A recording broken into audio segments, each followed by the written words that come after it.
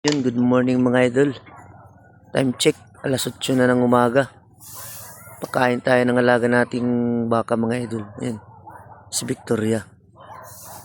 Ito naman yung una niyang anak. Ayan. May anak na rin yan mga idol, yung nandun yun. Napakain ng bata. Ayan.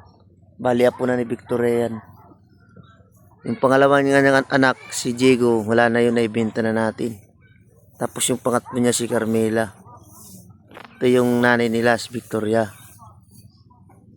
Bali, hindi pa to nag-hit. Medyo malaki na yung anak niya, hindi pa siya nag-hit.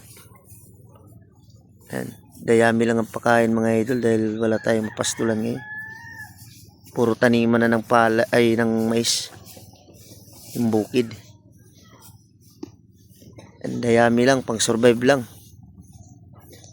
Kailangan niya lang itong mga idol laging painumin ng tubig dahil dry na dry yung dayami. Kailangan nila ng maraming tubig. Yan, sarap na sarap naman sila sa dayami.